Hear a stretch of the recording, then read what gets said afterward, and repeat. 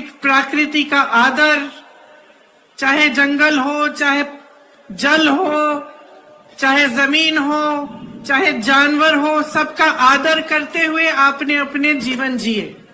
और हमेशा कहती थी कि यही संस्कृति इस दुनिया की सबसे अच्छी संस्कृति है।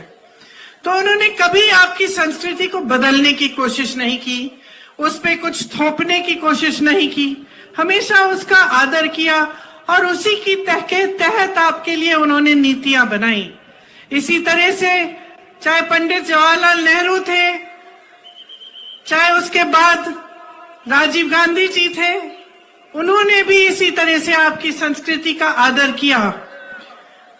आपके लिए जो नीतियां लाए उनसे आपकी भलाई हुई, आप आगे भी बढ़ पाए और साथ साथ जो आपकी परंपराएं थी, जो आपकी संस्कृति थी, उसको आप बचा भी पाए।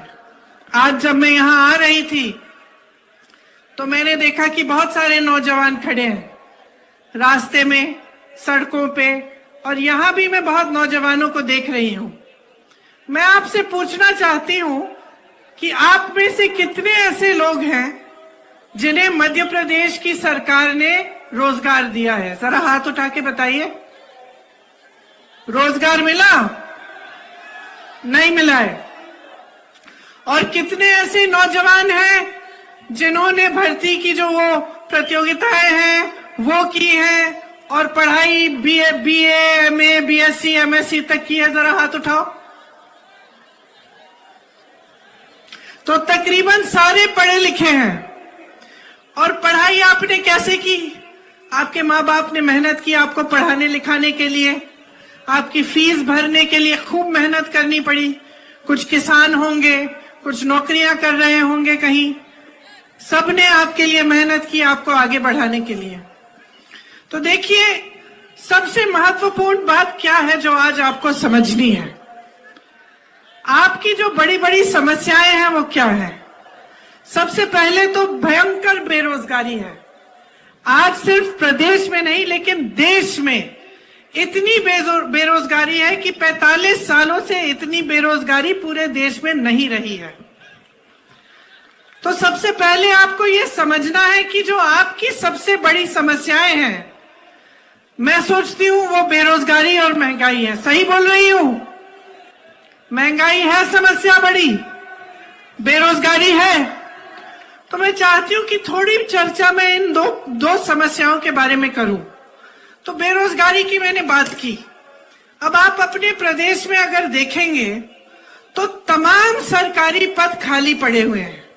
चाहे स्वास्थ्य व्यवस्था में देखें आप तो हर स्तर पर, मतलब हर स्तर पर 90% से ज्यादा पद खाली पड़े हैं।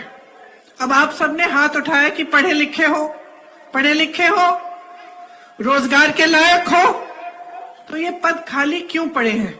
ये सवाल उठाना जरूरी है कि सरकारी पद इतने खाली हैं, कहीं 90%, कहीं 80%, कहीं 75%। तो आज तक जब 18 सालों से भाजपा की सरकार चल रही है तो ये पद भरे क्यों नहीं गए हैं? सबसे पहला सवाल तो ये है। दूसरा सवाल कि अगर आपको रोजगार मिल रहे हैं, नहीं मिल रहे हैं, तो इसकी वजह क्या है? क्योंकि ऐसी बात तो नहीं है कि कभी रोजगार नहीं मिले। एक जमाना था, शायद आपके दादों का जमाना, जहां लोगों को छोटे मोटे सरकारी रोजगार मिल जाते थे। कोई पियन का काम करता था, कोई सरकारी किसी बड़ी कंपनी में काम ले लेता था। उसके बाद आस्ते आस्ते वो कमा के, मेहनत करके अपने बच्चों को पढ़ाता लिखाता और उसके बच्चे आगे बढ़ के कोई और बड़ी नौकरी ले लेते।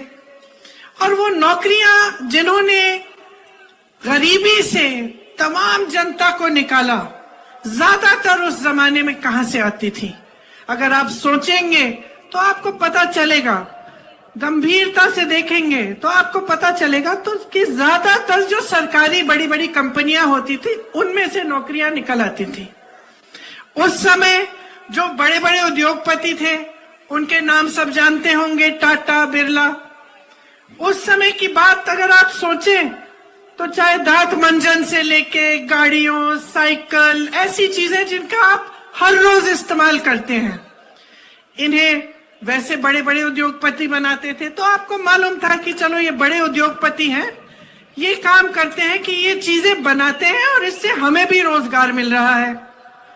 तो आपको ऐसी फैक्ट्री से